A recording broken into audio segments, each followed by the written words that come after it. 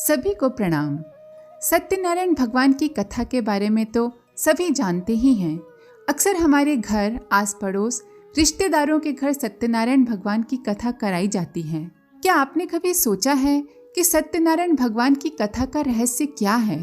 क्या जो हमें कथा में बताया जाता है वह सत्य है? तो आइए आज के वीडियो में सत्यनारायण भगवान की व्रत कथा के रहस्य के बारे में बात करते हैं कि सत्यनारायण भगवान की व्रत कथा आखिर क्या है। वह कथा कौन सी थी जो शतानंद, भील, साधु वैश्य, लीलावती, कलावती आदि ने करवाई थी? बार बार सत्यनारायण की कथा क्यों करवाई जाती है और हमें सत्य का व्रत लेने की आवश्यकता क्यों है? पर उससे पहले यदि आपने हमारे YouTube चैनल देव परिवार को सब्सक्राइब नहीं किया है तो चैनल को सब्सक्राइब करें और बेल आइकन दबाकर ऑल पर क्लिक करें ताकि आपको आने वाले सभी वीडियो की नोटिफिकेशन मिलती रहे। यह कथा नारद जी और विष्णु जी के संवाद से आरंभ होती है। नारद जी मनुष्य लोक के निवासियों को अनेक प्रकार के दुखों से ग्रस्त देख उन्हें दुख से छुड़ाने का उपाय भगवान से पूछते हैं। भगवान नारद जी को उपाय के रूप में सत्यनारायण का व्रत बताते हैं। इसके बाद विष्णु जी नारद जी को और सूत जी शौनकादिकों को वे उपाख्यान सुनाते हैं जिनमें इस व्रत के करने वालों को मनोवांछित लाभ हुए। शतानंद ब्राह्मण, काष्ठ विक्रेता भील, साधु वैश्य, लीलावती, कलावती, गौ चराने वाले गोप, अंगध्वज राजा आदि के द्वारा सत्यनारायण की आराधना करने से मनोवांछित लाभ मिलने एवं आराधना का तिरस्कार करने पर दुख, दारिद्र्य एवं संकट में पड़ने की कथा इन उपाख्यानों में है, जिससे यह प्रकट होता है कि जो उस व्रत को करेंगे वे लाभ उठावेंगे और जो तिरस्कार करेंगे वे घाटे में रहेंगे। अब यहाँ एक प्रश्न उत्पन्न होता है कि वो आखिर कौन सी कथा थी जो शतानंद, भील, साधु, वैश्य, लीलावती, कलावती, गोप, अंगध्वज आदि ने करवाई थी। ये प्रश्न उचित भी है क्योंकि जो कथा अभी सुनी जाती है उसका निर्माण तो तब हुआ होगा जब लीलावती, कलावती आदि वो कथा करवा चुके होंगे। तो ऐसा तो नहीं हो सकता कि उन्होंने जो कथा करवाई उसमें उन्हीं का वर्णन हो रहा था। तो असली कथा का पता चलना ही चाहिए जो विष्णु जी द्वारा नारद जी को और सूत जी ने शौनकादिकों को सुनाई थी।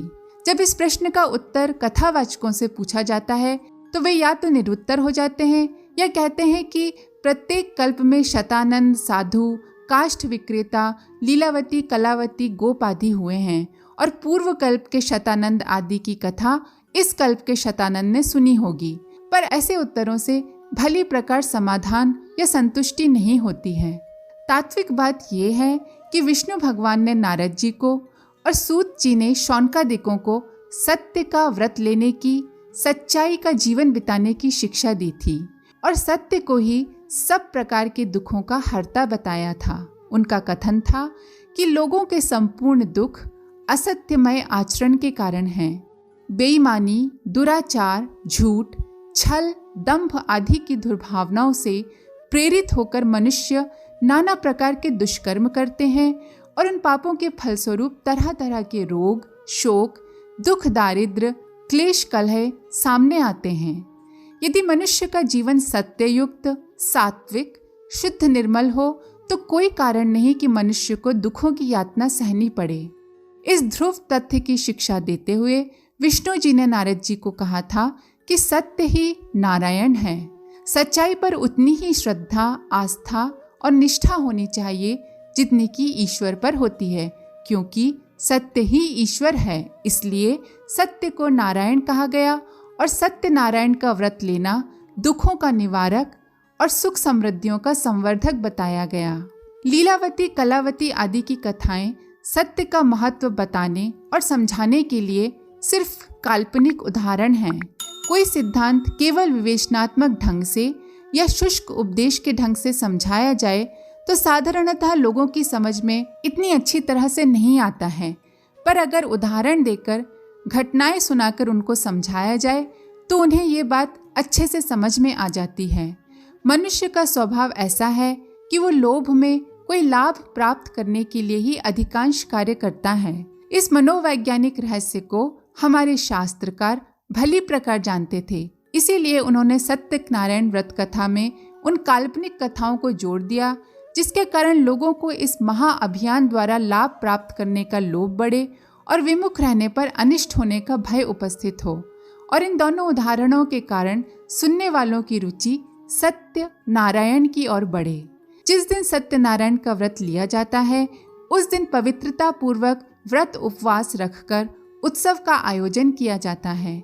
गुरुजन, ब्राह्मण, देवता, भगवान की प्रतिमा, अग्नि, वरुण आदि का आवाहन स्थापन इसलिए किया जाता है कि इन श्रेष्ठ सत्ताओं की उपस्थिति में साक्षी में जो प्रतिज्ञा की जा रही है उसके पालन में अधिक दृढ़ता और लोक लाज रहे, और जब भी व्रत भंग का अवसर आवे तब ये ध्यान तुरंत ही उठावे कि जो प्रतिज्ञा इतने देवताओं और सत्पुरुषों के सामने की गई थी उसे तोड़ना मेरे लिए लज्जा की बात होगी।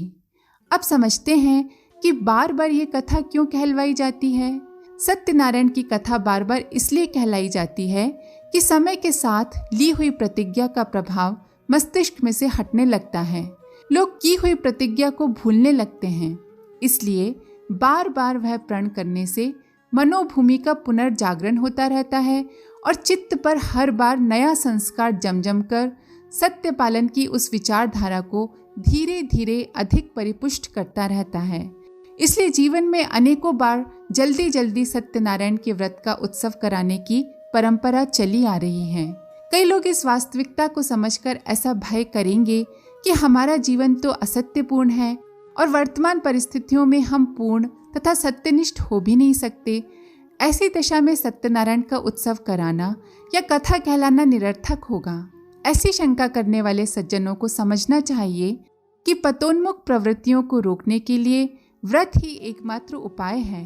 नीचे की ओर तेजी से बहते हुए पानी के आगे अगर बांध खड़ा न किया गया तो पानी किस प्रकार रुकेगा। बांध कई बार टूट जाता है, पर उस टूट फूट की दुरुस्ती बार बार की जाती है और पानी थोड़ा बहुत निकल भी जाए तो अधिकांश तो रुका ही रहता है। इसी प्रकार व्रत न लेने वाले की अपेक्षा व्रत लेने वाला अपेक्षाकृत सत्य का पालन अधिक कर लेता है, और जितना कुछ भी सत्य के समीप रहता है उतना तो पुण्य फल के द्वारा मिलने वाले आनंदों को प्राप्त कर ही लेता है। इस प्रकार यदि कभी व्रत भंग हो भी जाए तो भी व्रतहीनों की अपेक्षा तो उत्तमता रहती ही है। अब प्रश्न आता है कि हमें सत्य का व्रत लेने की आवश्यकता क्यों है। हमें सत्य का व्रत लेने की आवश्यकता है क्योंकि हमारा आज का जीवन अधिकांशतः असत्यग्रस्त है। असत्य एक रोग है, सत्य उसकी दवा है। सत्य रूपी व्रत रूपी औषधि सेवन करते रहने से धीरे धीरे सत्य रूपी निरोगता प्राप्त होती है। पूर्ण तो सिर्फ परमात्मा है। मनुष्य ईश्वर का अंश होते हुए भी विकारों से ग्रस्त होने की वजह से अपूर्ण है। इस अपूर्णता को दूर करके पूर्णता को प्राप्त करने का जो प्रयत्न है उसे ही साधन या व्रत कहते हैं। किसी बात का व्रत लेने से, निश्चय करने से ही तो उस और प्रगति होती है। फेल हो जाने के भय से स्कूल में भर्ती न होना बुद्धिमानी नहीं है। इसी प्रकार व्रत टूट गया तो क्या होगा, इस भय से व्रत ही ना लेना उचित नहीं है। हमारा बाह्य एवं भीतरी जीवन सच्चाई से भरा हुआ हो, उसमें प्रेम, पवित्रता, निष्कपटता, ईमानदारी, उदारता, त्याग, पुरुषार्थ, सरलता और सादगी की प्रधानता रहे। यही सत्यनारायण भगवान का पथ है और यही समस्त सुख शांतियों का मूल उद्गम है। इस पथ पर चलने का संकल्प करने का दूसरा नाम सत्यनारायण व्रत है और सत्यनारायण भगवान की व्रत कथा का यही रहस्य भी है। आज के लिए इतना ही। अपने सवाल व सुझाव हमें कमेंट बॉक्स में ज़रूर लिखें। साथ ही वीडियो को सभी के साथ शेयर करें ताकि ज़्यादा से ज़्यादा लोग सत्यनारायण व्रत कथा के इस रहस्य को भली भांति समझ सकें। आप सबका बहुत बहुत धन्यवाद। ओम शांति।